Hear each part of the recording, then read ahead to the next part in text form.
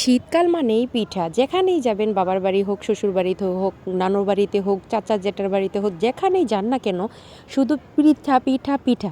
কারণ শীতকালে পিঠা খেতে সবাই খুব পছন্দ করে। আসসালামু আলাইকুম, আশা করি সকলেই ভালো আছেন। আল্লাহর রহমতে আমিও ভালো আছি।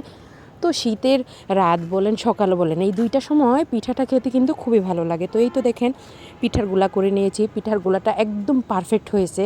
আর এই পিঠার গুলাটা করার জন্য আমি 50% আটা নিয়েছি এবং 50% চালের গুঁড়ি নিয়েছি।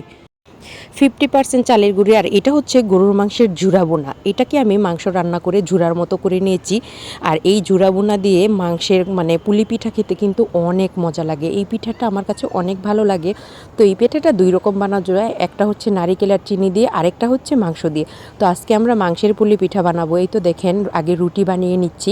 রুটি বানিয়ে বড় বড় করে রুটি বানাবো, তারপরে ছোট ছোট করে কেটে নিতে পারবেন। আপনারা যেই সাইজ পছন্দ করেন সেই রকম করে কেটে নেবেন। সেইভাবে কেটে নিলে আপনাদের, এটা আমরা ছোট্ট একটা মোখা নিয়েছি, সেই মোখা দিয়ে এখন সুন্দর করে রুটিগুলোকে কেটে তারপর সুন্দর করে এটাকে পুরের মতো ভরে তারপরে ডিজাইন করুন।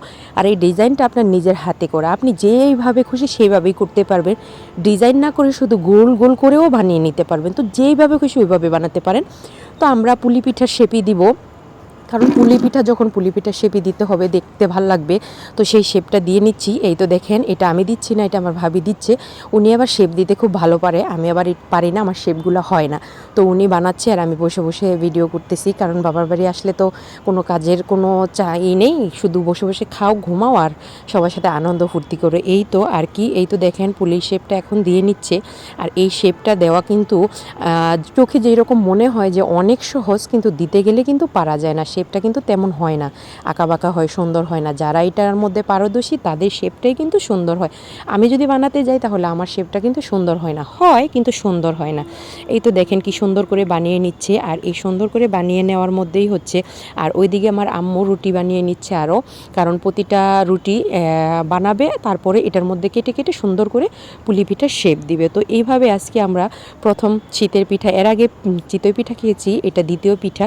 তো শীতকাল মানেই পিঠা, পিঠা তো খেতেই হবে, একটার পর একটা পিঠা খেতেই হবে। পুলি পিঠা, বাপা পিঠা, চিতই পিঠা। আমার কাছে সবচেয়ে প্রিয় হচ্ছে এই পুলি পিঠা, মানে মাংসের পুলি পিঠা, আর হচ্ছে চিতই পিঠা। তো আপনাদের কাছে কোন পিঠাটা ভালো লাগে অবশ্যই কমেন্টসে জানিয়ে যাবেন। আর পুরো ভিডিও দেখে তারপরে পাশে থাকবেন। আশা করি সবাই সাবস্ক্রাইব করে পাশে থাকবেন। আর এই তো দেখেন আমাদের পুলি পিঠা একদম ভর্তি হয়ে গেছে, বানানো শেষ হয়ে গেছে। এখন হচ্ছে এগুলা ভাজার পালা। তো ভাজার কাজটার মধ্যে আমিই গিয়েছি, কারণ আমি আবার খুব সুন্দর করে ভাজতে পারি। আর সেই ভাজার জন্য আমি এখন চলে যাব রান্নাঘরে। আর এই তো তেল গরম করে নিয়েছি এক কড়াই, সেটার মধ্যে এখন আস্তে আস্তে পিঠাগুলো দিয়ে সুন্দর করে ভেজে নিব। আর এটা মিডিয়াম আঁচে ভাজতে হবে, কারণ এটা সিদ্ধ করা আছে, শুধু কালারটা আনতে হবে, এই আর কিছু না। এখন আমি সুন্দর করে কালার করে ভেজে নিব।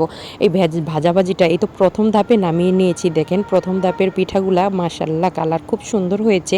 এখন দ্বিতীয় ধাপ দিয়ে দিব, কারণ এক ধাপে তো আর পিঠা বানানো শেষ হবে না।